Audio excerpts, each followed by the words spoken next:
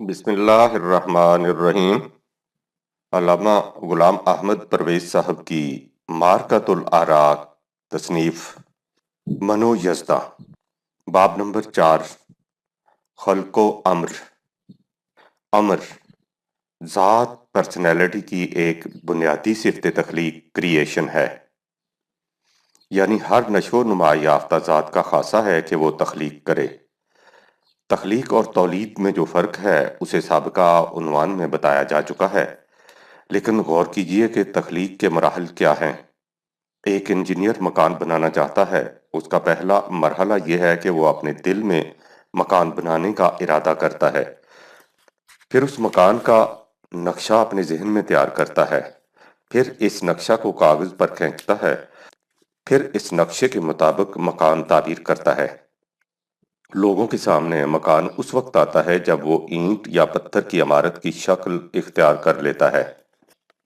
تخلیق کے دو مراحل، لیکن ظاہر ہے کہ اس محسوس کنکریٹ شکل میں آنے سے پہلے مکان کا نقشہ اس انجینئر کے ذہن میں تھا، اور نقشے کے ذہن میں آنے سے بھی پہلے اس کا ارادہ اس کے دل میں۔ لہٰذا مکان کی تعمیر کے سلسلہ میں ایک مرحلہ وہ تھا جب وہ مکان انجینئر کے ارادہ اور علم میں تھا، اور دوسرا مرحلہ وہ جب وہ محسوس اور مرئی پیکر میں نگاہوں کے سامنے آ گیا۔ اگرچہ یہ دونوں مراحل مکان کی تعمیر کی مسلسل کڑیاں ہیں، لیکن ظاہر ہے کہ کیفیت اور نوعیت کے اعتبار سے دونوں میں بڑا فرق ہے۔ مغربی مفکر پیٹرسن، پرنگل پیٹرسن، گلہ سنج ہے کہ انگریزی زبان میں ان دونوں مراحل کے لیے ایک ہی لفظ کریشن ہے، لیکن عربی زبان میں ان دو مراحل کے لیے الگ الگ الفاظ ہیں۔ قرآن کریم نے ان دونوں مراحل کے اظہار کے لیے ان جداگانہ الفاظ کا استعمال کیا ہے۔ پہلا مرحلہ جب وہ بننے والی شے علم و ارادہ کے مدارج میں ہوتی ہے، یا یوں کہیے کہ جب وہ ہنوز محسوس اور مرئی پیکر میں نگاہوں کے سامنے نہیں آتی، عالم امر کہلاتا ہے۔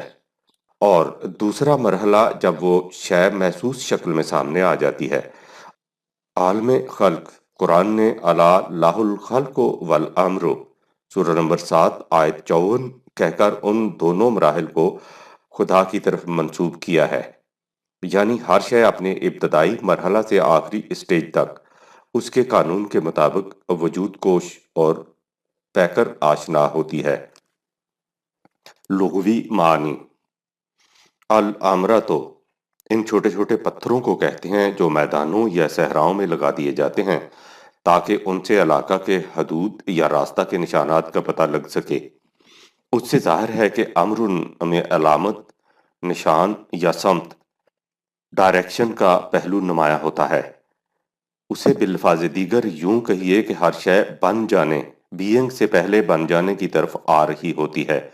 انگریزی میں اسے کہیں گے ان دا پروسیس آف بیکمنگ، یعنی وہ شے جو ہنوز وجود بینگ میں تو نہیں آئی لیکن اس سمت کی طرف چلی جا رہی ہوتی ہے جس میں آگے چل کر اس نے ایک خاص شکل اور وجود اختیار کر لینا ہوتا ہے۔ اس مرحلہ کو جب وہ بننے کی سمت جا رہی ہوتی ہے عالم امر کہتے ہیں۔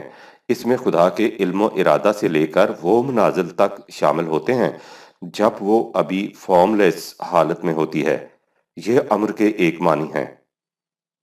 ایک انجینئر کسی مشین کا تصور کرتا ہے، اس تصور کے یہ معنی ہیں کہ وہ ذہن میں ایک نقشہ بناتا ہے کہ اگر اس مشین کے پرزے اس قسم کے ہوں گے، ان میں اس قسم کی ترتیب رکھتی جائے، پھر اسے اس قسم کی طاقت سے متحرک کر دیا جائے تو وہ مشین چلنے لگ جائے گی اور اس سے اس قسم کے نتائج مرتب ہونے لگ جائیں گے۔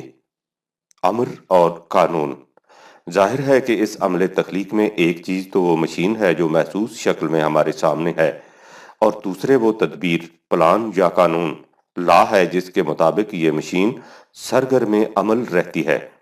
اس تدبیر یا قانون کا مرحلہ ہماری نگاہوں سے اوجھل ہوتا ہے، اگرچہ ہم اس مشین پر غور و فکر سے ان کا اندازہ لگا سکتے یا ان کی بابت معلومات حاصل کر سکتے ہیں۔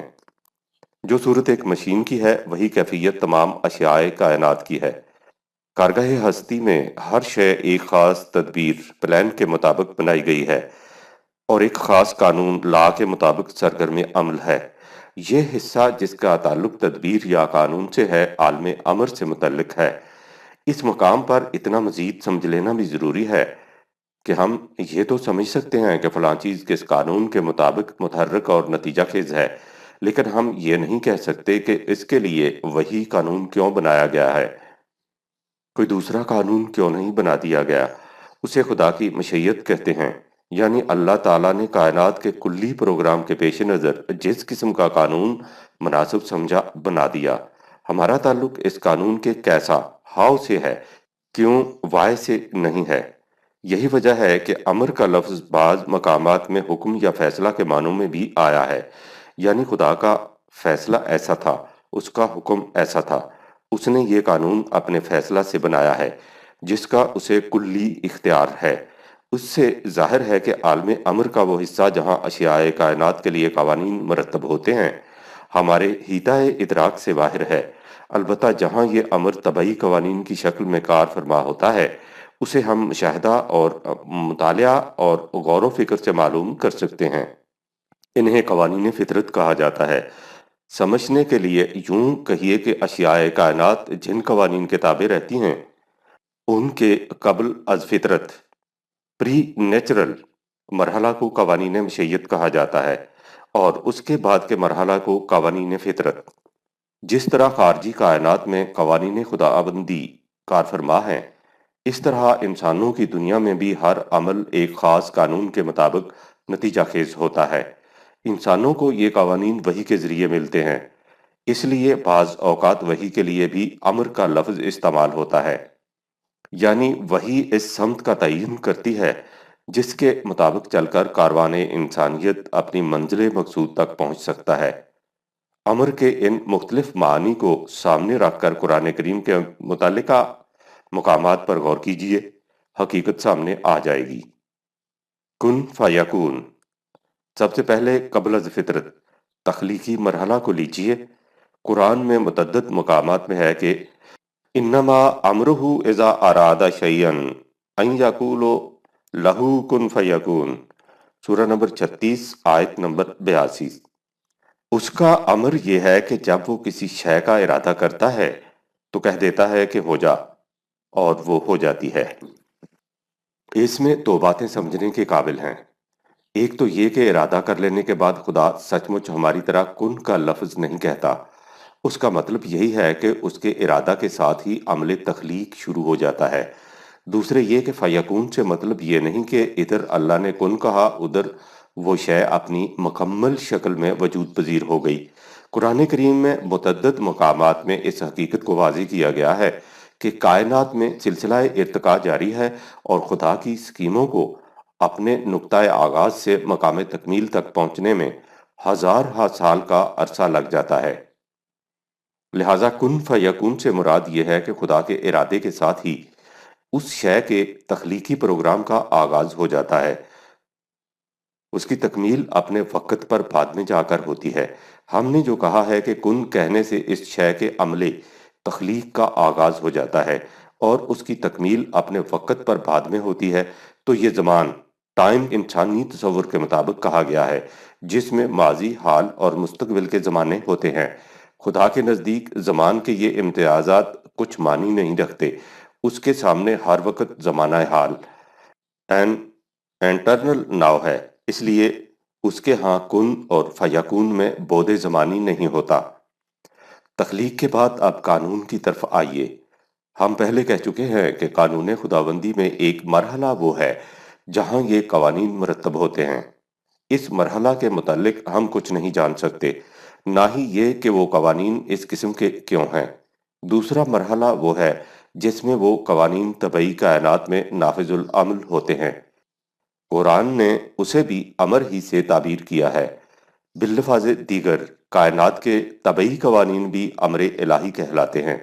سورہ اعراف میں ہے ان ربکم اللہ الذی خلق السماوات والارض فی ستۃ ایام ثم استوی علی العرش یغشی اللیل النہار یطلبہ حسیسم و شمسا والقمرا والنجوم مسخرات بامرہ الا لہ الخلق والامر تبارک اللہ رب العالمین۔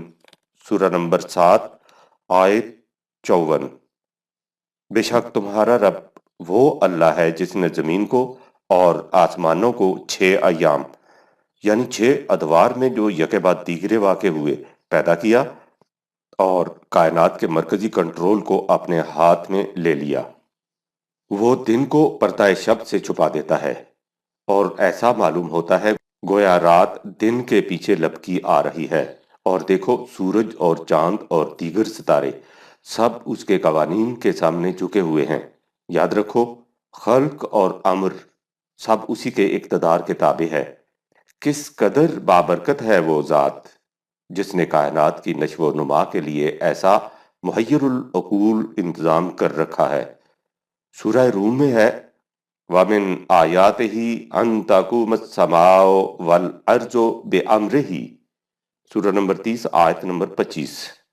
اور اس کی نشانیوں میں سے یہ بھی ہے کہ زمین و آسمان اس کے امر سے قائم ہیں۔ ارض و سما میں امر الہی، زمین اور مختلف قرے اس کے امر سے قائم ہی نہیں بلکہ اس نے ان کے اندر یہ خاصیتیں ودیت کر رکھی ہیں کہ وہ اپنے امور مفوضہ کو معینہ قاعدے کے مطابق برابر سر انجام دیتے رہیں۔ فَقَضَاهُنَّ سَبْعَ سَمَاوَاتٍ فِي يَوْمَيْنِ وَأَوْحَىٰ فِي كُلِّ سَمَاءٍ أَمْرَهَا۔ سورہ نمبر 41 آیت نمبر 12۔ پس اس نے 2 ایام ادوار میں متعدد قرے بنا دیے اور ہر قرے میں اس نے وہ امر بھیج دیا، وہ قانون اس کے اندر رکھ دیا جس کے مطابق اس نے سرگرم عمل رہنا تھا۔ مظاہر فطرت میں امر خداوندی، تمام مظاہر فطرت اسی امر کے مطابق اپنے فرض کی ادائیگی میں سرگرداں ہیں۔ جہاز اسی نظام کے ماتحت سینہ آب پر تیرتے پھرتے ہیں، ہوائیں اسی کے مطابق رواں دواں رہتی ہیں تاکہ وہ کشتیوں کو ادھر ادھر جانے میں مدد دیں۔ تدبیر امور، وہ مالک خلق و امر ان تمام اشیاء میں ایک مرتبہ یہ خاصیتیں پیدا کر کے پھر نعوذ باللہ معطل ہو کر نہیں بیٹھ گیا بلکہ تخلیق کائنات کے بعد بھی تدبیر امور برابر جاری ہے، اور یہ تدبیر اسی کے مرکز قوت و اقتدار عرش عظیم سے سر انجام پاتی ہے۔ فرمایا کہ ان سے پوچھئے وَمَن يُدَبِّرُ الْأَمْرَ۔ سورہ 10 آیت 31۔ کون تدابیر امور کرتا ہے؟ جواب دیا اِنَّ رَبَّكُمُ اللَّهُ الَّذِي خَلَقَ السَّمَاوَاتِ وَالْأَرْضَ فِي سِتَّةِ أَيَّامٍ ثُمَّ اسْتَوَىٰ عَلَى الْعَرْشِ يُدَبِّرُ الْأَمْرَ۔ سورہ نمبر 10 آیت نمبر 3۔ بے شک تمہارا رب وہ اللہ ہے جس نے زمین و آسمان کو 6 ایام میں پیدا کیا، پھر ان کا کنٹرول اپنے اقتدار میں رکھا، وہی تمام امور کی تدبیر کرتا ہے۔ سورہ السجدہ کی 2 آیات میں کائنات کے تخلیقی مراحل کا ذکر اس حسن و خوبی سے آیا ہے کہ عصر جدید کے سائنٹیفک انکشافات بھی اس پر وجد کرتے ہیں۔ پہلے فرمایا کہ خدا نے کائنات کو 6 مختلف مراحل سے گزار کر موجودہ شکل عطا کی، سورہ 32 آیت نمبر 4۔ اس کے بعد کہا کہ خدا کا انداز تخلیق یہ ہے کہ اس کے عالم مشیت میں ایک اسکیم سامنے آتی ہے، وہ اس اسکیم کا آغاز اس کے سب سے نچلے درجہ سے کرتا ہے، اس کے بعد وہ اس کے امر کے مطابق مختلف مراحل طے کرتی اپنے نقطۂ تکمیل کی طرف اٹھتی اور بڑھتی چلی جاتی ہے، سورہ نمبر 35 آیت نمبر 10۔ ان ارتقائی مراحل کی مدت تمہارے حساب و شمار کے مطابق ہزار سال کی ہوتی ہے، سورہ 32 آیت نمبر 5۔ بلکہ بعض اسکیموں کے مطابق 50 ہزار سال کی، سورہ نمبر 70 آیت نمبر 4۔ امر الہی اسی کی طرف لوٹتا ہے، چونکہ نظام امر کے تمام رازہائے سربستہ اسی مال کے امر و خلق کے حیطۂ علم میں ہیں، اس لیے جملہ امور کائنات مفید اسکیموں کے ماتحت پختگی حاصل کر کے رفتہ رفتہ اس منزل مقصود کی طرف بڑھتے جا رہے ہیں جو ان کے لیے مقرر کی گئی ہے۔ وَلِلَّهِ غَيْبُ السَّمَاوَاتِ وَالْأَرْضِ وَعَلَيْهِ يُرْجَعُ الْأَمْرُ كُلُّهُ سورہ نمبر 11 آیت نمبر 123۔ ارض و سماوات، بلندیوں اور پستیوں کے سربستہ راز سب اللہ کے لیے ہیں، اور تمام امر اسی کی مقرر کردہ منزل کی طرف لوٹتے ہیں۔ نظام عالم میں واقعات و حوادث کی ترتیب اسی نہج سے قرار پائی ہے کہ ہر اسکیم بتدریج اپنے منتہا تک پہنچ جائے۔ لِيَقْضِيَ اللَّهُ أَمْرًا كَانَ مَفْعُولًا وَإِلَى اللَّهِ تُرْجَعُ الْأُمُورُ سورہ نمبر 8 آیت نمبر 44۔ تاکہ اللہ اس امر کو پورا کر دے جو ہونے والا ہے، اور تمام امور پختگی حاصل کرنے کے بعد خدا کی مقرر کردہ منزل کی طرف لوٹتے ہیں۔ ہر تدبیر مکمل ہوتی ہے، پھر یہ امور ایسے نہیں کہ ایک اسکیم کی ابتدا کی گئی اور اسے راستہ میں ادھورا چھوڑ کر کسی دوسری چیز کو شروع کر دیا، یا بعض امور میں آخر تک کامیابی ہو گئی اور بعض میں ناکامی۔ ایسی باتیں انسانی کوششوں میں ہوتی ہیں۔ اللہ کی ذات اس سے بلند و بالا ہے، اس کا امر اٹل ہے، اور اس کی ہر اسکیم یقیناً کامیاب ہوتی ہے۔ ان اللہ بالغ امرہ قد جعل اللہ لکل شیء قدرا سورہ نمبر 65 آیت نمبر 3۔ یقیناً اللہ اپنے امر اسکیم کو انتہا تک پہنچا کے رہتا ہے۔ اس نے ہر شے کا ایک اندازہ مقرر کر رکھا ہے، اس لیے کہ اس کا ہر امر واقع ہو کر رہتا ہے۔ وَكَانَ أَمْرُ اللَّهِ مَفْعُولًا سورہ نمبر 33 آیت 37۔ امر الہی کے اندازے۔ وَكُلُّ أَمْرٍ مُسْتَقِرٌّ سورہ نمبر 54 آیت نمبر 3۔ ہر امر کو اپنے مستقر تک پہنچنا ہوتا ہے۔ مختلف منازل و مراحل طے کرنے کے بعد اسے ایک مقام معینہ پر قرار پکڑنا ہوتا ہے۔ ان امور مقدرہ کو ان کے مستقر تک لے جانے کے لیے تمام اسباب و علل پیدا کیے جاتے ہیں، جن میں بعض تو ذہن انسانی میں آ سکتے ہیں اور بعض اس سے ماورا ہوتے ہیں۔ واللہ غالب علی امرہ ولکن اکثر الناس لا یعلمون سورہ نمبر 12 آیت نمبر 21۔ اللہ اپنے امر اسکیم پر پوری طرح غالب ہوتا ہے، لیکن اکثر لوگ اس کی حقیقت کو سمجھ نہیں سکتے۔ عذاب خداوندی بھی امر سے متعلق ہے۔ جس طرح خارجی کائنات میں خدا کا امر قانون خداوندی کار فرما ہے، اس طرح انسانی دنیا میں بھی اعمال کے نتائج اس کے قانون امر کے مطابق مرتب ہوتے ہیں۔ افراد کے اعمال کے نتائج بھی اور اقوام کے بھی، جسے عام طور پر جزا اور سزا کہا جاتا ہے، وہ خدا کے قانون مکافات کے مطابق اعمال کے نتائج ہی کا دوسرا نام ہے۔ جب قانون خداوندی کی خلاف ورزی سے قوموں پر تباہی آتی ہے تو اسے بھی امر الہی سے تعبیر کیا جاتا ہے، یعنی یہ کچھ بھی خدا کے قانون مکافات کے مطابق ہوتا ہے۔ قرآن نے اقوام سابقہ کی تباہیوں اور بربادیوں کا ذکر انہی الفاظ میں کیا ہے۔ ان امور کی تفصیل جوء نور، برق طور اور شعلہ مستور میں آ چکی ہے۔ اس مقام پر چند ایک مسائلوں پر اکتفا کیا جاتا ہے۔ مثلاً طوفان حضرت نوح علیہ السلام کے ضمن میں ان کی قوم سے کہا گیا فَسَوْفَ تَعْلَمُونَ مَنْ يَأْتِيهِ عَذَابٌ يُخْزِيهِ وَيَحِلُّ عَلَيْهِ عَذَابٌ مُقِيمٌ فَإِذَا جَاءَ أَمْرُنَا وَفَارَتِ التَّنُّورُ سورہ نمبر 23 آیت نمبر 27۔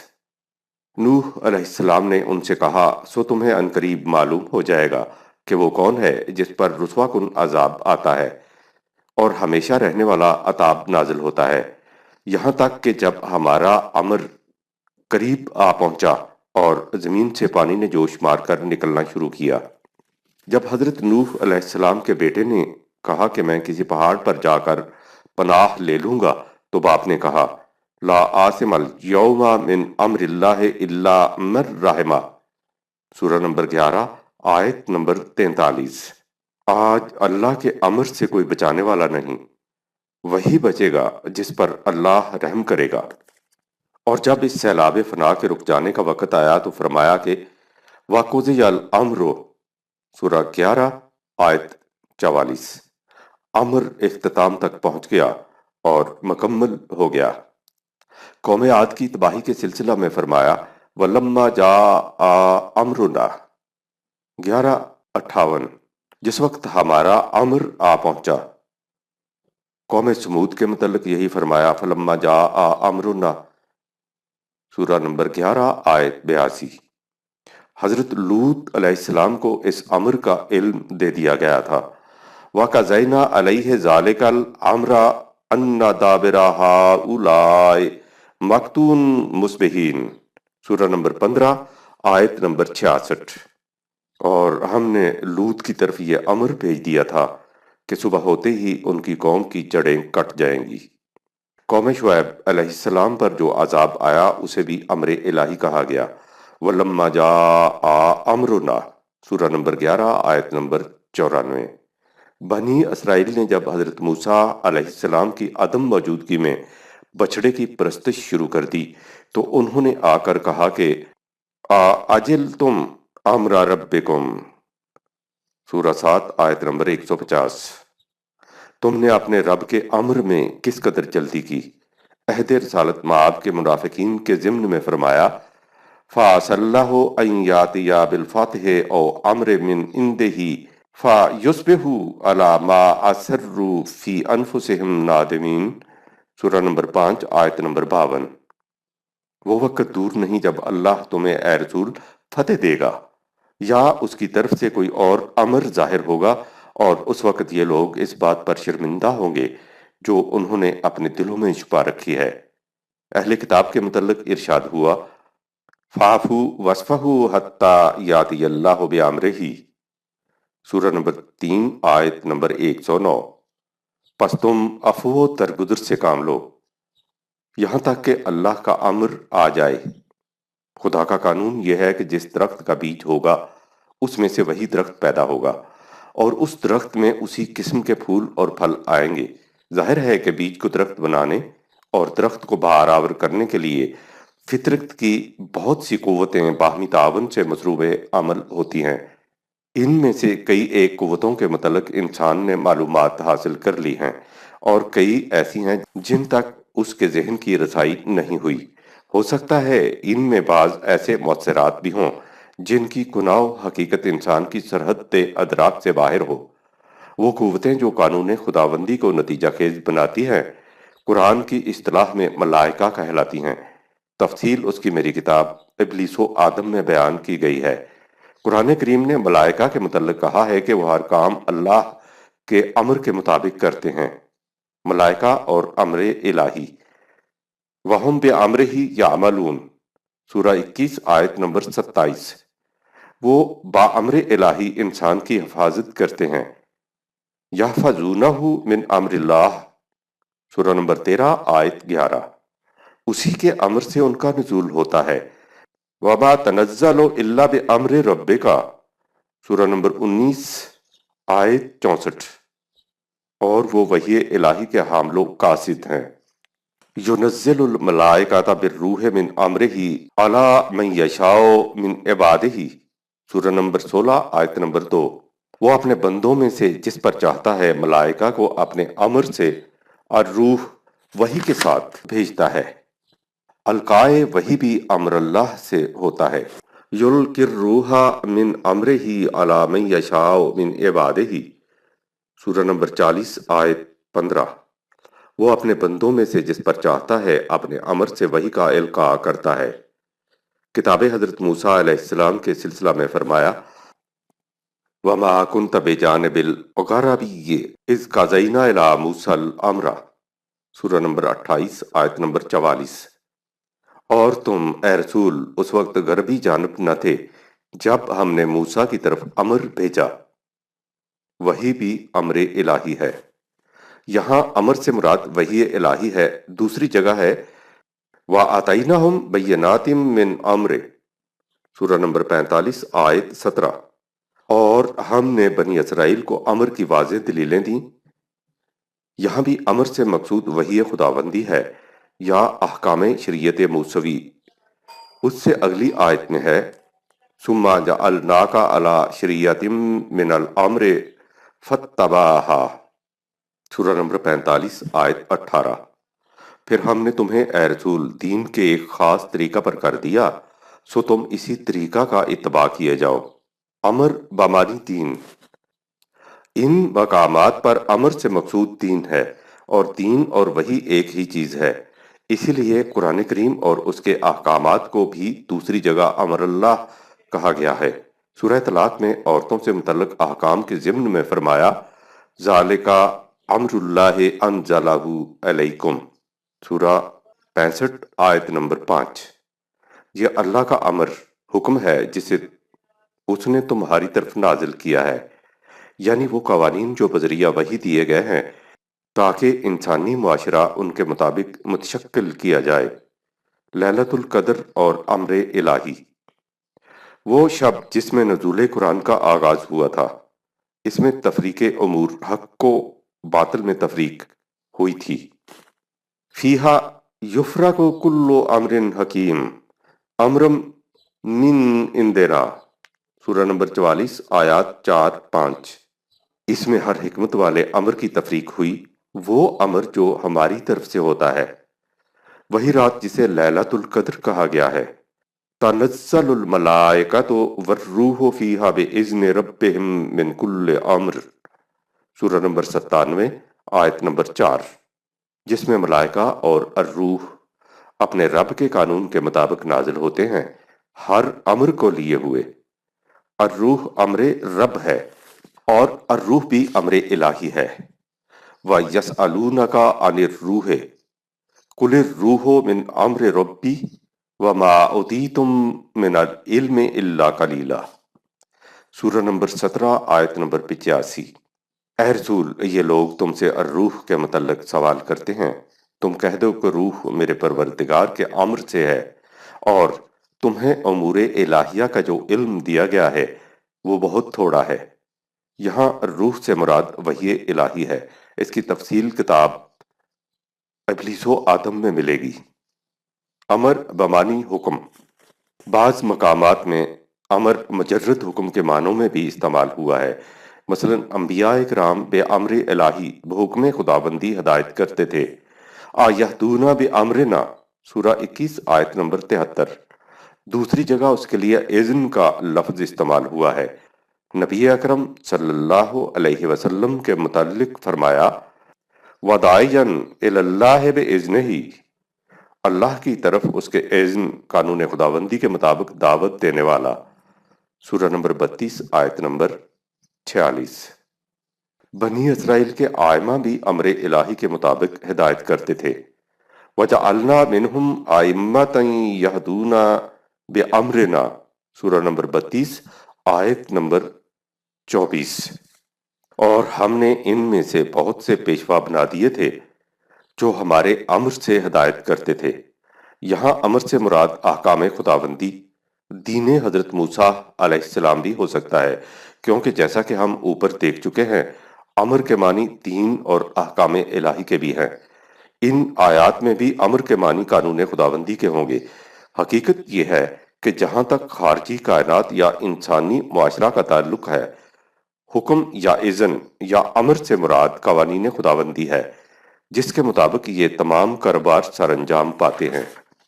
اذن اور امر، سورہ سبا میں ان جنات کا ذکر ہے جو حضرت سلیمان علیہ السلام کے خدمت گزار تھے۔ ان کے متعلق ذکر کرتے ہوئے ایک ہی آیت میں اذن اور امر کے مرادف الفاظ آئے ہیں۔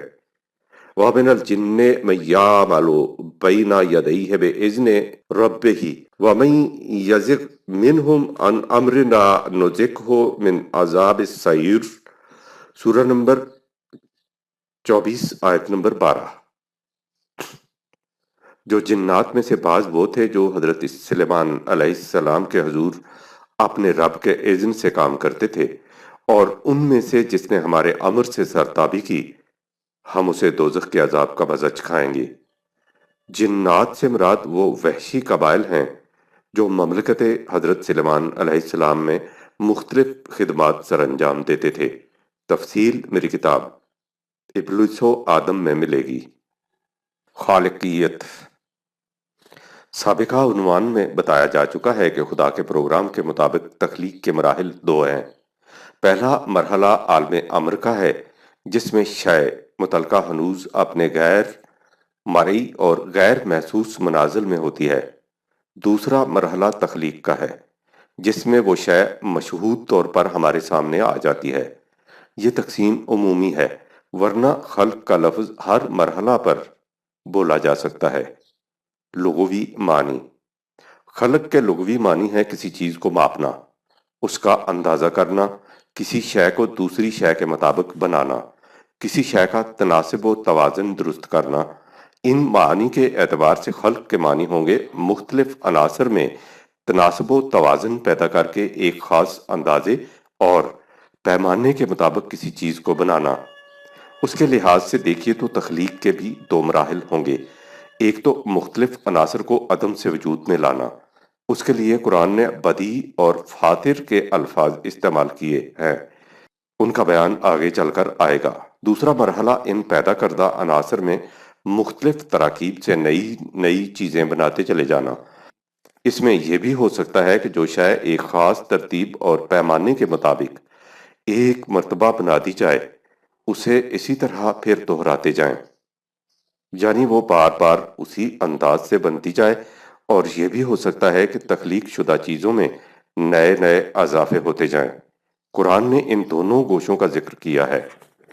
ابتداء اور اعادہ: پہلے گوشے کے متعلق سوال کیا جاتا ہے کہ امن یبدأ الخلق ثم یعیدہ، سورہ نمبر 27 آیت 64۔ وہ کون ہے جس نے تخلیق کی ابتدا کی اور پھر اسے دہرائے جاتا ہے؟ جواب دیا جاتا ہے کہ اللہ یبدأ الخلق ثم یعیدہ ثم الیہ ترجعون، سورہ نمبر 30 آیت نمبر 11۔ اللہ نے تخلیق کی ابتدا کی ہے، وہی اسے دہراتا ہے، اور تمہارا ہر قدم اسی کی متعین کردہ منزل کی طرف اٹھتا ہے۔ اس سے ذرا آگے ہے وَهُوَ الَّذِي يَبْدَأُ الْخَلْقَ ثُمَّ يُعِيدُهُ وَهُوَ أَهْوَنُ عَلَيْهِ، سورہ نمبر 30 آیت نمبر 30۔ خدا وہ ہے جو خلقت کی ابتدا کرتا ہے اور پھر اس کو دہراتا ہے، یہ سب کچھ اس کے لیے بہت آسان ہے۔ یعیدہ کے معنی محض دہرانا ہی نہیں ہے، اس سے مراد گردشیں دینا بھی ہے۔ اس کا مطلب یہ ہے کہ تخلیق کے نقطۂ آغاز کے بعد وہ خدا اسے گردشیں دے کر مختلف ارتقائی مراحل سے گزارتا اور اس طرح اسے اس کے نقطۂ تکمیل تک لے جاتا ہے۔ اشیاء کائنات کا مختلف منازل و مراحل میں سے گزر کر تکمیل تک پہنچنے کا سلسلہ تو انسان کی سمجھ میں آ سکتا ہے، اور عصر حاضر کے نظریہ ارتقاء کے مطابق اب یہ سائنٹیفک حقیقت بن کر بھی سامنے آ چکا ہے۔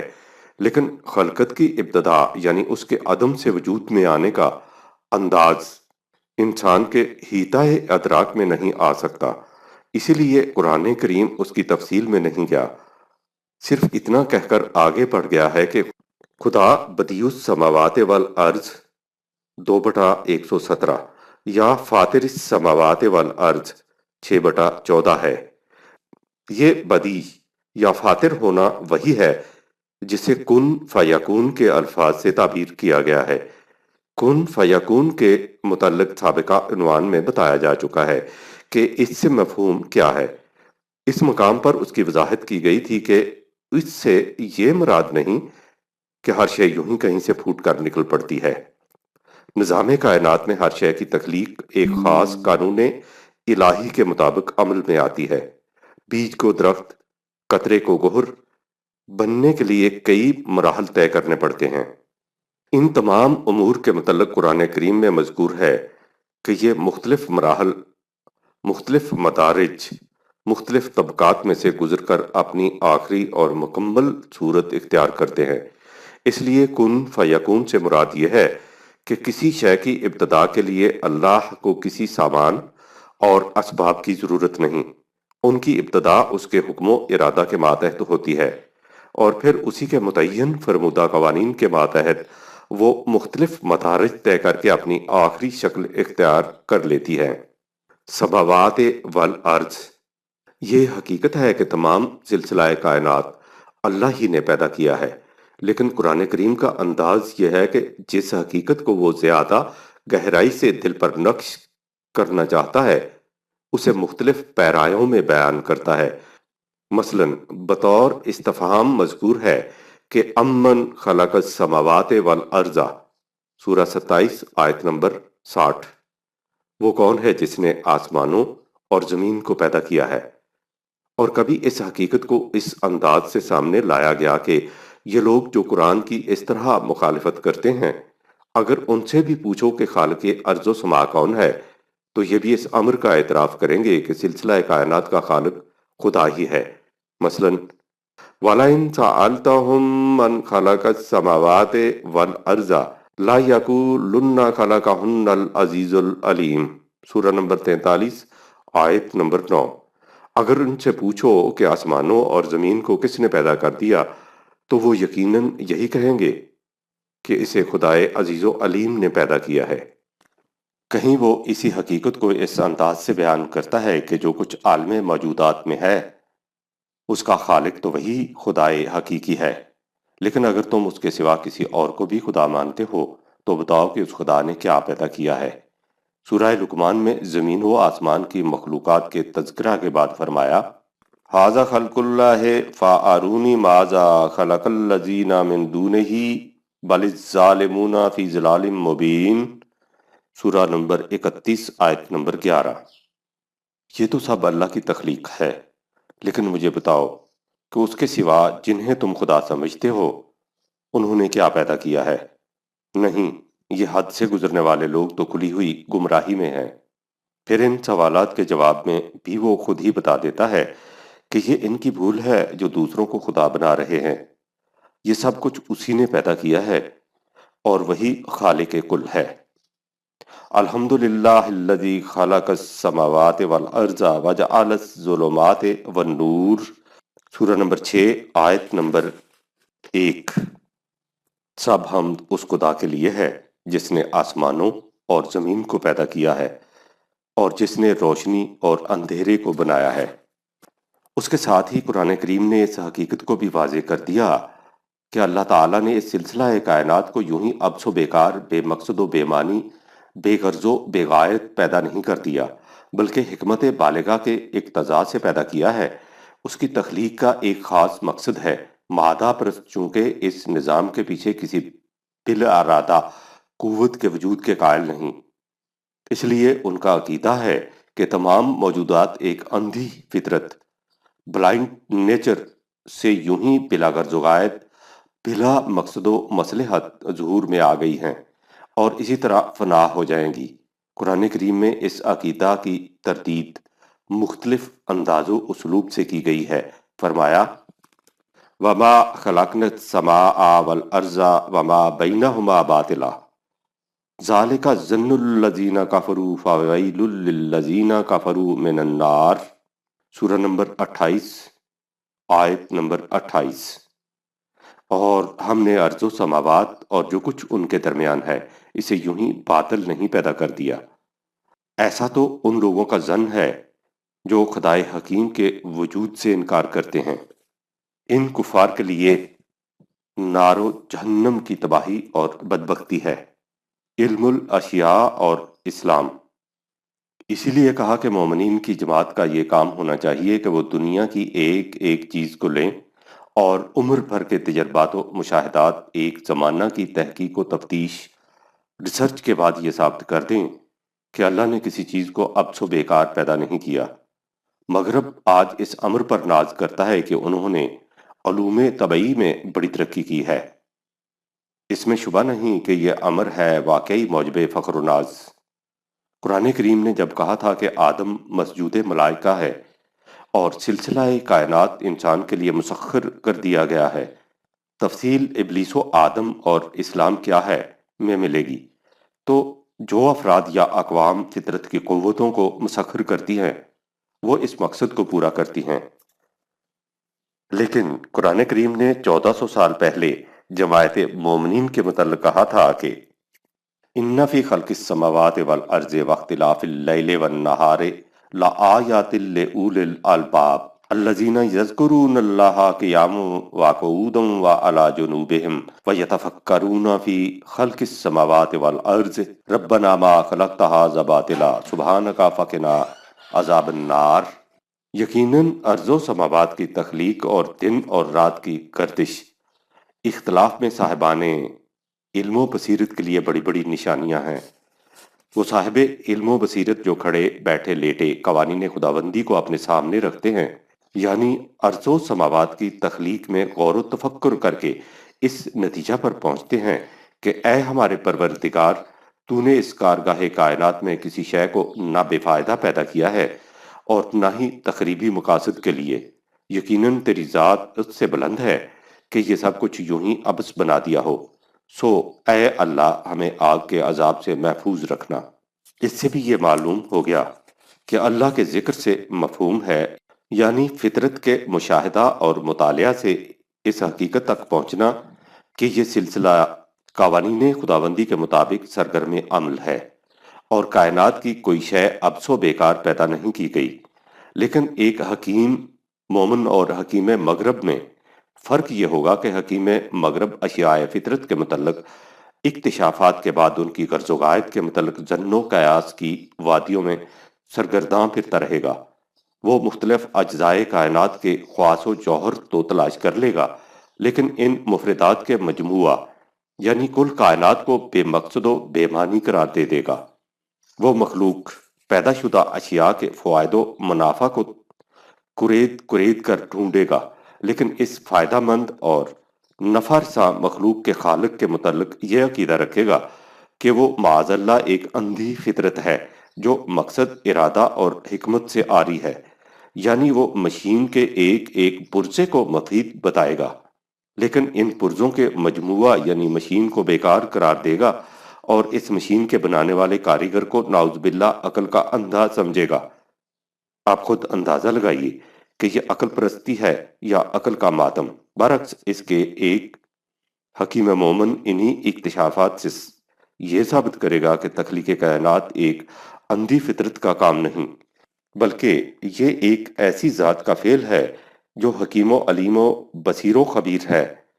وہ پرزوں کی افادیت سے کل مشین کے مفید اور کارآمد ہونے کو ثابت کرے گا، اور کل مشین کے مفید ہونے سے مشین کے خالق کو علم و حکمت والا، اور اس سے اس نتیجہ پر پہنچے گا کہ یہ سلسلہ کائنات یوں ہی بے غرض و بلا مقصد وجود میں نہیں آ گیا، بلکہ خدائے حکیم و بصیر اپنی حکمت بالغہ کے ماتحت اسے ایک جلیل القدر مقصد کے حصول کے لیے وجود میں لایا ہے۔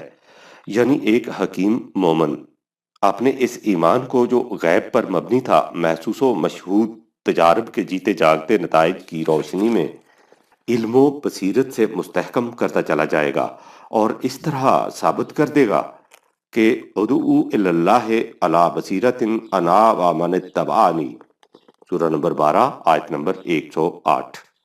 یعنی نبی اکرم صلی اللہ علیہ وسلم اور میرے متبعین جو خدا کی طرف دعوت دیتے ہیں تو علی وجہ البصیرت دعوت دیتے ہیں۔ مسلمان کا تو انداز یہ ہے کہ وہ اٹھتے بیٹھتے چلتے پھرتے موجودات عالم کی ایک ایک چیز میں تفکر و تدبر کرتا رہے۔ وہ چلتا ہو تو نرگس و لالا کی شگفتگی اور شیفتگی اسے دعوت نظارہ دے، وہ بیٹھے تو ریت کے ایک ایک ذرہ میں اسے لاکھوں آفتاب چھپے نظر آئے، وہ لیٹے تو آسمان کی مرصع چھت فلکیات کے سربستہ راز اس پر کھول دے، اور اس طرح وہ ایک ایک چیز پر غور کر کے یہ ثابت کر دے کہ ربنا ما خلقت ھذا باطلا۔ سائنس اور مسلمان: اے اللہ، تو نے اس سلسلہ کائنات کو باطل پیدا نہیں کیا۔ ایسے دین کے متعلق یہ کہنا کہ یہ علوم سائنس کے خلاف ہے کس قدر حقیقت سے چشم پوشی ہے۔ لیکن دوسروں کا کیا گلہ جب خود مسلمان اپنے طرز عمل سے یہ ظاہر کر رہے ہیں کہ خدائے حی و قیوم کی یہ زندہ و پائندہ آیات محض ثواب کی خاطر پڑھنے کے لیے ہیں اور اللہ کے ذکر سے مطلب تسبیح کے دانے گننے ہیں۔ جب مسلمان نے قرآن کا صحیح مفہوم سمجھا تھا تو دنیا نے دیکھ لیا تھا کہ ان کے ہاں ولایت، بادشاہی، علم اشیاء کی جہانگیری، یہ سب کیا تھیں؟ فقط ایک نگاہ اقبال۔ پھر یہ کہنے سے کہ یہ سلسلہ کائنات باطل نہیں، ایک اور حقیقت کی طرف اشارہ کر دیا۔ بعض فلاسفروں کا نظریہ ہے کہ جن اشیاء کو ہم گرد و پیش دیکھتے ہیں ان کا وجود ذہن انسانی سے خارج کہیں نہیں۔ یہ صرف ہمارے تخیلات ہی کے مظاہر ہیں، کوئی شے موجود فی الخارج نہیں ہوتی۔ اس قسم کا عقیدہ ہندوؤں کے ہاں بھی پایا جاتا ہے، جس کی روح سے وہ اس کائنات کو مایا سراب کہتے ہیں، یعنی جو دراصل موجود نہیں بلکہ محض ذہن انسانی کی فریب خوردگی کا نام ہے۔ اس نظریہ کے فلسفیانہ پہلو پر کسی دوسرے مقام پر بحث کی جائے گی، لیکن کائنات کو فریب اور سراب تصور کر لینے سے انسان کی عملی زندگی پر جو ہلاکت آفریں اثرات مرتب ہوتے ہیں وہ محتاج بیان نہیں۔ اسی لیے قرآن نے اس کی صراحت کر دی کہ یہ سلسلہ کائنات باطل نہیں، حق ہے۔ اس کی تخلیق بالحق اور ایک مقصد کو لیے ہوئے ہے، نیز بالحق کے معنی ہیں تعمیری نتائج مرتب کرنے کے لیے۔ الم ترى ان اللہ خلق السماوات والارض بالحق ان یشاء یذہبکم ویأتی بخلق جدید، سورہ نمبر 14 آیت نمبر 19۔ کیا تم نے نہیں دیکھا کہ اللہ نے ارض و سماوات کو بالحق پیدا کیا ہے؟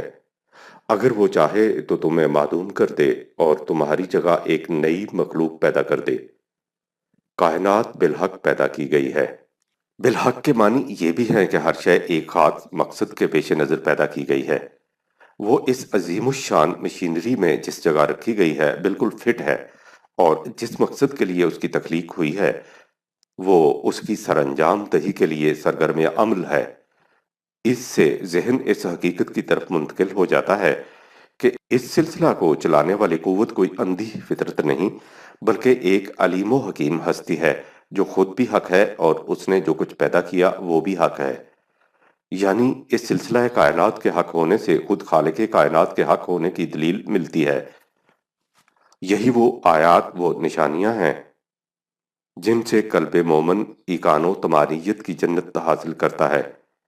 خلق اللہ السماوات والارض بالحق ان فی ذالک لآیۃ للمؤمنین، سورہ نمبر 29 آیت 44۔ اللہ نے زمین و آسمان کو بالحق پیدا کیا ہے، یقیناً اس میں ایمان والوں کے لیے نشانیاں ہیں۔ اس سلسلہ کائنات کا بالحق ہونا ایک بدیہی امر ہے۔ یہ جس نظام کے ماتحت رواں دواں چل رہا ہے اس میں کبھی ایک ذرہ بھر بھی فرق نہیں آتا۔ اگر یہ یوں ہی پیدا ہو گیا ہوتا تو کبھی کا درہم برہم ہو چکا ہوتا۔ آپ نہیں دیکھتے کہ ریلوے کے نظم و نسق میں جب کبھی ذرا سی غلطی ہو جاتی ہے، یعنی وہ حق سے ذرا ادھر ادھر ہو جاتا ہے، تو اس میں کس قدر فساد برپا ہو جاتا ہے۔ لہٰذا یہ تسخیر شمس و قمر، یہ تقویر لیل و نہار، یہ ہر شے کا اپنے اپنے اندازے کے ماتحت ٹھیک وقت اور معینہ انداز کے مطابق اپنے اپنے فرائض کو سر انجام دیے جانا، کیا اس پر دال نہیں کہ یہ ایک حکیم و خبیر ہستی کی حکمت بالغہ کا نتیجہ ہے۔ خلق السماوات والارض بالحق یکور اللیل علی النہار ویکور النہار علی اللیل وسخر الشمس والقمر کل یجری لأجل مسمى الا هو العزیز الغفار، سورہ نمبر 31 آیت نمبر 5۔ اس نے ارض و سما کو بالحق پیدا کیا ہے۔ وہ رات کو دن کی چادر میں اور دن کو رات کے نقاب میں ڈھانپ دیتا ہے، اور چاند اور سورج کو اپنے قوانین کے تابع رکھے ہوئے ہے۔ ہر شے ایک وقت معین تک کے لیے چلتی رہے گی، اپنے فرائض کی سر انجام دہی میں منہمک رہے گی۔ وہ تمام غلبہ و قوت کا مالک اور حفاظت کا ضامن ہے۔ ان آیات سے معلوم ہو گیا کہ یہ سلسلہ کائنات یوں ہی بلا غرض و غایت نہیں پیدا کر دیا۔ وما خلقنا السماء والارض وما بینہما لاعبین، سورہ نمبر 21 آیت نمبر 16۔ اور ہم نے زمین و آسمان اور جو کچھ ان کے درمیان ہے اسے یوں ہی کھیلتے ہوئے پیدا نہیں کر دیا۔ قرآن کریم نے ایک لفظ لاعبین سے جہاں تخلیق کائنات کے بالحق ہونے کی طرف اشارہ کر دیا، وہاں ایک باطل عقیدہ کی بھی تردید کر دی۔ ہندوؤں کا عقیدہ ہے کہ پرتھوی اور آکاش ایشور کی لیلا ہے، یعنی ارض و سماوات کی پیدائش سے خدا نعوذ باللہ ایک کھیل کھیل رہا ہے، اپنا جی بہلا رہا ہے۔ جب کھیل سے اکتا جائے گا تو جیسے بچے اپنی مٹی کے گھروندے کو خود ہی پامال کر دیتے ہیں، اسی طرح اس سلسلہ کو بھی درہم برہم کر دے گا۔ اسی بنا پر ان کے ہاں خدا شیو جی کا ایک نام نٹ راجن یعنی کھلاڑیوں کا راجا بہت بڑا کھلاڑی ہے۔ یہ وجہ ہے کہ قرآن نے محض باطل کہنے پر ہی اکتفا نہیں کیا، بلکہ اس کے ساتھ لفظ لاعبین کا اضافہ کر کے وضاحت کے ساتھ اس عقیدہ کی تردید کر دی۔ ظاہر ہے کہ آج سے 1400 برس بیشتر عرب میں کسی کو علم بھی نہ ہوگا کہ اس قسم کا کوئی عقیدہ بھی دنیا میں موجود ہے۔ نظام کائنات میں تدبر۔ پھر چونکہ یہ سلسلہ کائنات بالحق پیدا کیا گیا ہے، اس لیے اس کے متعلق غور و فکر کی بار بار تاکید کی گئی ہے۔ جو چیز بلا غرض و غایت یوں ہی وجود میں آ گئی ہو، یا جو محض تفریحاً کھیلنے کے لیے بنا دی گئی ہو، اس میں غور و تدبر کی کون دعوت دیتا ہے؟ غور و تدبر کا تو سوال ہی اس وقت پیدا ہوتا ہے جب کوئی نظام کسی خاص حکمت کے ماتحت چل رہا ہو۔ کہیں کہا اولم ینظروا فی ملکوت السماوات والارض وما خلق اللہ من شیء، سورہ نمبر 7 آیت نمبر 185۔ کیا یہ لوگ ملکوت ارض و سماوات نظام عالم میں اور ان چیزوں میں جو اللہ نے پیدا کی ہیں غور نہیں کرتے، اور کہیں یہ کہ مظاہر فطرت میں صاحبان عقل و بینش کے لیے نشانیاں ہیں۔ اِنَّ فِي خَلْقِ السَّمَاوَاتِ وَالْأَرْضِ لَآیَاتٍ لِقَوْمٍ یَعْقِلُونَ، سورہ نمبر 2 آیت 124۔ یقیناً زمین و آسمان کی پیدائش میں اختلاف لیل و نہار میں، ان کشتیوں جہازوں میں جو سمندروں میں چلتی ہیں اور جن سے لوگ فائدہ حاصل کرتے ہیں، اور اس پانی میں جسے اللہ فضائے آسمانی سے نازل کرتا ہے اور اس سے زمین مردہ کو حیات تازہ عطا کرتا ہے، اور اس میں ہر ذی حیات کو پھیلاتا ہے، اور ہواؤں کے رخ کی تبدیلی میں اور پستی اور بلندی کے درمیان تیرتے ہوئے بادلوں کی تسخیر میں، عقل و فکر سے کام لینے والوں کے لیے حقیقت تک پہنچنے کی نشانیاں ہیں۔ حسن تخلیق۔ صرف اتنا ہی نہیں بلکہ دعوت دی اور کہا کہ اس نظام قدرت میں غور و فکر کرو اور دیکھو کہ اتنے بڑے بڑے عظیم الشان اور محیر العقول سلسلہ کائنات میں کہیں کسی جگہ کوئی نقص، کوئی اختلال، کوئی چوک، کوئی بے قاعدگی، کوئی غیر موزونیت، کوئی نامناسبت، کوئی غلطی، کوئی سلوٹ نظر آتی ہے؟ کہیں انگشت نمائی کی گنجائش ہے؟ الذی خلق سبع سماوات طباقا ما تری فی خلق الرحمن من تفاوت فارجع البصر هل تری من فطور ثم ارجع البصر کرتین ینقلب الیک البصر خاسئا وہو حسیر، سورہ نمبر 67 آیات 3-4۔ وہ ذات جس نے متعدد کرے درجہ بدرجہ اوپر تلے پیدا کیے، تم خدا کی تخلیق میں کہیں کوئی چوک یا خلل نہیں پاؤ گے۔ ذرا بے نگاہ تعمق غور سے دیکھو، کیا کہیں کوئی خلل نظر آتا ہے؟ ہاں، دوبارہ نگاہ دوڑاؤ اور تلاش کرو کہ کوئی سکم دکھائی دیتا ہے۔ تمہاری کوششوں کے باوجود نگاہ ناکام و درماندہ و واماندہ نہا خانہ بے چشم کی طرف لوٹ آئے گی اور کہیں کوئی سکم نہ پا سکے گی۔ سطح بھی نگاہوں کو اس نظام کائنات میں کوئی نظم و ربط، کوئی تناسب و توازن نظر نہیں آتا، لیکن جوں جوں انسان کا علم و تجربہ وسیع ہوتا جاتا ہے، اس کی تحقیقات اسے اٹل نتیجہ کی طرف لیے جاتی ہیں کہ ما تری فی خلق الرحمن من تفاوت، تخلیق خداوندی میں کوئی شکن نہیں، چادر ماہتاب میں کوئی سلوٹ نہیں، مخلوق کا گھٹنا بڑھنا مشیت کے ماتحت ہے۔ پھر اگر یہ سلسلہ کائنات یوں ہی اتفاقیہ وجود میں آ گیا ہوتا تو جو کچھ ایک دفعہ بن چکا تھا بنا رہتا۔ روح اور مادہ کو قدیم ماننے والے یہی عقیدہ رکھتے ہیں۔ وہ کہتے ہیں کہ جتنی روحیں بن چکی ہیں ان میں کمی بیشی نہیں ہو سکتی اور مادہ بھی گھٹ بڑھ نہیں سکتا، اب صرف قالب بدلتے ہیں، ڈھانچوں میں تبدیلی ہوتی رہتی ہے۔ یا دوسری طرف یورپ کے مادہ پرستوں کا نظریہ کہ زندگی کیا ہے عناصر میں ظہور ترتیب، موت کیا ہے انہی اجزاء کا پریشان ہونا۔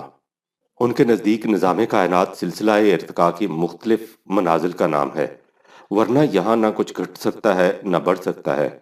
لیکن خدائے حکیم و خبیر کا پیدا کرتا جہان اس انداز کا نہیں کہ اسے پیدا کرنے کے بعد وہ نعوذ باللہ ایک عضو معطل بن کر بیٹھ گیا ہو۔ یورپ کے فلسفیوں کا خیال ہے کہ سلسلہ کائنات ایک گھڑی کی مانند ہے جو ایک دفعہ کوکنے کے بعد خود بخود چلتی رہتی ہے۔ یہ عقیدہ بھی ذہن انسانی کی پیداوار ہے، حقیقت پر مبنی نہیں۔ جس ہستی میں یہ قدرت ہے کہ وہ کائنات کو عدم سے وجود میں لے آئے اور ایسے قوانین وضع کر دے جن کے مطابق یہ اس حسن و خوبی سے سرگرم عمل رہے، اس کے متعلق یہ سمجھنا کہ اتنا کچھ کرنے کے بعد اس کی قوتیں معطل ہو گئیں، وہ بیکار بن کر بیٹھ گیا، علم نہیں جہالت ہے۔ اتنی عظیم الشان قوتوں کا مالک اور بیکار، کیا آپ کی عقل اسے تسلیم کرتی ہے؟ کیا مشاہدہ اور تجربہ یہی کہتا ہے؟ تعطل تو اس وقت پیدا ہوتا ہے جب تمام قوتیں ختم ہو کر زندگی موت میں تبدیل ہو جائے۔ زندہ اور قوتوں والا زندہ، حیون اور اس کے ساتھ ہی قیوم، وہ کبھی مر ہی نہیں سکتا۔ مرنا تو ایک طرف، اسے تو اونگ تک نہیں آ سکتی۔ لا تاخذہ سنۃ ولا نوم۔ اس لیے نظریہ تعطل یعنی خدا کا بیکار بیٹھ جانا حقائق سے چشم پوشی کی دلیل ہے۔ نظام کائنات کے رگو پے میں اس کی حکمت اور مشیت ہر وقت جاری و ساری ہے۔ وہ پیدا کرتا ہے، پھر قانون مشیت کے مطابق جس کی اصل اس کے علم میں ہے، جسے باقی رہنا نہیں ہوتا اسے محو کر دیتا ہے، اور جس میں باقی رہنے کی صلاحیت ہوتی ہے اسے ثابت قدم رکھتا ہے۔ یمح اللہ ما یشاء و یثبت وعندہ ام الکتاب، سورہ نمبر 13 آیت نمبر 31۔ کائنات میں محوظ سے بات خدا کے قانون مشیت کے مطابق عمل میں آتا رہتا ہے۔ اس قانون کی اصل علم خداوندی میں ہے۔ وہ پیدا کرنے کے بعد اب تخلیق سے غافل نہیں ہو گیا۔ وَلَقَدْ خَلَقْنَا فَوْقَكُمْ سَبْعَ طَرَائِقَ وَمَا كُنَّا عَنِ الْخَلْقِ غَافِلِينَ، سورہ نمبر 23 آیت نمبر 17۔ اور یقیناً ہم نے تمہارے اوپر متعدد راستے بنائے ہیں اور ہم تخلیق سے غافل نہیں ہو گئے۔ آرائش جمال سے فارغ نہیں ہنوز، پیش نظر ہے آئینہ دائم نقاب میں۔ صرف آرائش و تزئین ہی نہیں بلکہ نت نئی مخلوق پیدا کرتا رہتا ہے۔ یزید فی الخلق ما یشاء، سورہ 35 آیت نمبر 1۔ وہ اپنے قانون مشیت کے مطابق مخلوق میں اضافے کرتا رہتا ہے۔ گماں مبر کے بپاں رسیتے کار مغاں، ہزار بادائے ناخوردہ در رگے طاقست، اقبال۔ یہاں تک تو تخلیق کے مختلف گوشوں کا ذکر تھا، لیکن قرآن نے ان تمام تفاصیل و اطناب کو ایک فقرہ میں سمٹا دیا ہے، جہاں کہا کہ خدا خالق و کل شیء ہے، یعنی ہر شے کا پیدا کرنے والا، سورہ نمبر 6 آیت نمبر 102۔ یہ تو تھا ایجابی پہلو، یعنی یہ دعویٰ کہ ہر شے کا خالق وہی ہے، لیکن حقیقت کو غیر مبہم طور پر ذہن نشین کرانے کے لیے سلبی طریقے بیان سے واضح کر دیا کہ اس کے سوا کسی اور نے کچھ پیدا ہی نہیں کیا۔ قُلْ أَرَأَيْتُمْ شُرَكَاءَكُمُ الَّذِينَ تَدْعُونَ مِن دُونِ اللَّهِ أَرُونِي مَاذَا خَلَقُوا مِنَ الْأَرْضِ أَمْ لَهُمْ شِرْكٌ فِي السَّمَاوَاتِ، سورہ نمبر 35 آیت نمبر 40۔ پوچھو کہ جن کو تم خدا کے سوا پکارتے ہو، ان کی بابت تم نے کبھی غور بھی کیا ہے؟ ذرا مجھے بتاؤ تو صحیح کہ انہوں نے زمین میں کیا پیدا کیا ہے، یا آسمانوں کے کس حصہ میں ان کی شرکت ہے؟ کہیں استفہام انکاریہ کی صورت میں یہی سوال کیا گیا ہے، یا ایہا الناس اذکروا نعمت اللہ علیکم هل من خالق غیر اللہ یرزقکم من السماء والارض لا الہ الا ہوا فانا توفکون، سورہ نمبر 35 آیت نمبر 3۔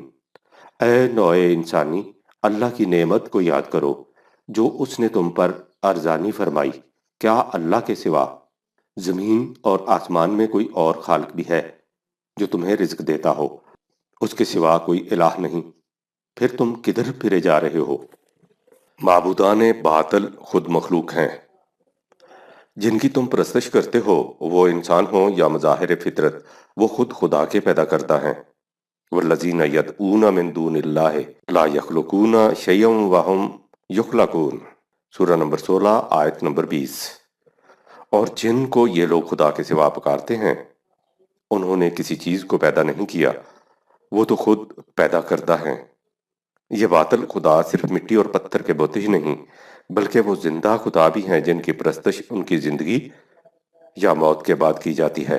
ان کی بے بسی کے متعلق کہا وَاتَّخَذُوا مِن دُونِهِ آلِهَةً لَا يَخْلُقُونَ شَيْئًا وَهُمْ يُخْلَقُونَ وَلَا يَمْلِكُونَ لِأَنفُسِهِمْ ضَرًّا وَلَا نَفْعًا وَلَا يَمْلِكُونَ مَوْتًا وَلَا حَيَاةً وَلَا نُشُورًا۔ سورہ نمبر 25 آیت نمبر 3۔ اور لوگوں نے خدا کے سوا الہ تجویز کر رکھے ہیں جو کوئی چیز پیدا نہیں کر سکتے بلکہ وہ خود مخلوق ہیں، اور نہ ہی وہ اپنی ذات کے لیے کسی نفع یا نقصان کے مالک ہیں، چاہے کہ دوسروں کو نفع پہنچانے کی قدرت رکھتے ہوں، اور نہ ہی ان کو موت یا زندگی پر یا کسی مردہ کو دوبارہ زندہ کر دینے پر قدرت حاصل ہے۔ دوسری جگہ فرمایا کہ اگر خدا کے علاوہ کوئی اور خالق بھی ہوتا اور دونوں کی مخلوق آپس میں مل جاتی تو یہ شبہ بھی ہو سکتا تھا کہ خالق کوئی اور بھی ہے، لیکن جب ایسا نہیں تو پھر دھوکہ کیسے لگ سکتا ہے؟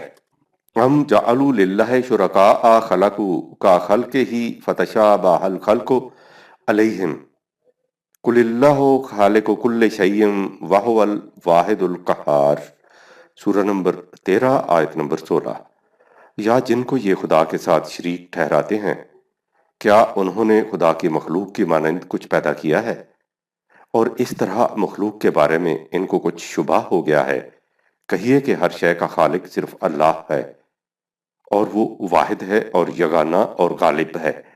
کوئی بڑی شے تو ایک طرف، غیر خدا تو ادنا سے ادنا چیز بھی پیدا نہیں کر سکتے۔ جب یہ تمام اشیاء جنہیں انسان کی غلط نگہی معبود بنا لیتی ہے خدا کی پیدا کردہ ہیں، تو خالق یقیناً اپنی مخلوق کے متعلق جانتا ہے کہ اس میں کس کس کام کی صلاحیتیں ہیں۔ لہٰذا جب وہ خالق کہتا ہے کہ میری مخلوق میں سے کسی کو اس کی مقدرت نہیں کہ وہ کسی شے کی تخلیق کر سکے، تو یہ حقیقت حال کا بیان ہے۔ اَلَا یَعْلَمُ مَنْ خَلَقَ وَهُوَ اللَّطِیفُ الْخَبِیر۔ سورہ نمبر 67 آیت نمبر 14۔ کیا جس نے پیدا کیا ہے وہ نہیں جانتا؟ اور وہ تو بڑا باریک بین اور پورا باخبر ہے۔ وہ خوب جانتا ہے کہ اس کی مخلوق میں کیا کیا جوہر مضمر ہیں اور ان کی امکانی حدود کہاں جا کر ختم ہو جاتی ہیں۔ وَهُوَ بِكُلِّ خَلْقٍ عَلِيمٌ۔ سورہ نمبر 36 آیت نمبر 89۔ اور وہ تمام مخلوق سے خوب واقف ہے۔ واضح رہے کہ ان مقامات میں جہاں کہا گیا ہے کہ کسی غیر خدا میں تخلیق کی قدرت نہیں، تو اس سے مراد کسی شے کو عدم سے وجود میں لانا ہے، ورنہ تخلیق کے جو دوسرے معنی ہیں، یعنی مختلف عناصر میں ترتیب نو سے ایک نئی چیز بنا دینا، تو اس عمل تخلیق کی انسان میں صلاحیت ہے۔ جب قرآن نے خدا کو احسن الخالقین 23/14 کہا ہے تو اس میں اس حقیقت کی طرف اشارہ ہے کہ خالق خدا کے علاوہ اور بھی ہو سکتے ہیں، البتہ وہ احسن الخالقین ہے، یعنی دوسروں کی تخلیق میں وہ کمال حسن و زیبائی اور مکمل توازن و تناسب نہیں ہو سکتا جو خدا کی تخلیق میں پایا جاتا ہے۔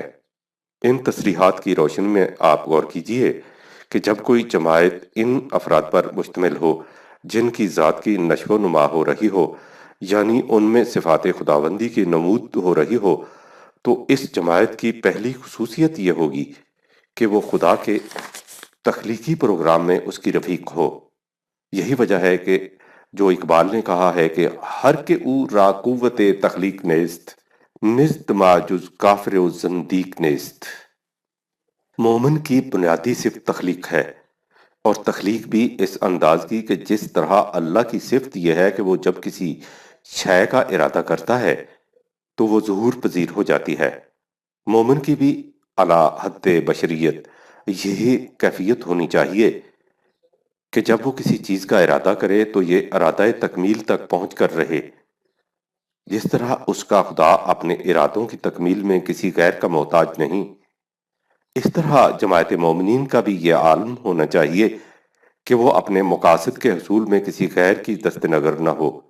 یہ جماعت دنیا میں نئے نئے مدعا زندہ مقاصد اور تابندہ آرزوؤں کی تخلیق کا موجب ہوگی۔ مقصد از آسمان بالا ترے، دل ربائے دل ستانے دل برے، باطلے دیرینہ را غارت گرے، فتنہ ور جیبے سراپا محشرے۔ جب ان کا خداج جمود و تعطل کا پیکر پتھر کی مورتی نہیں بلکہ خلاق و فعال ہے، تو کیا انہیں زب دیتا ہے کہ یہ پتھروں کی سی جامد و معطل زندگی بسر کریں؟ نہیں، انہیں بھی بشریت کی وسعتوں کے اندر خلاق و فعال ہونا چاہیے۔ انہیں اپنی دنیا کا آپ خالق ہونا چاہیے، اور اس جہان نو کی تخلیق میں کوئی ان کا شریک و سہیم نہیں ہونا چاہیے۔ یہی سر مومن ہے، یہی ضمیر کن فکاں ہے، یہی قرآن کا پیغام ہے۔ خیز و خلاق جہان تازہ شو، شعلہ در برکن خلیل آوار راشو۔ اقبال۔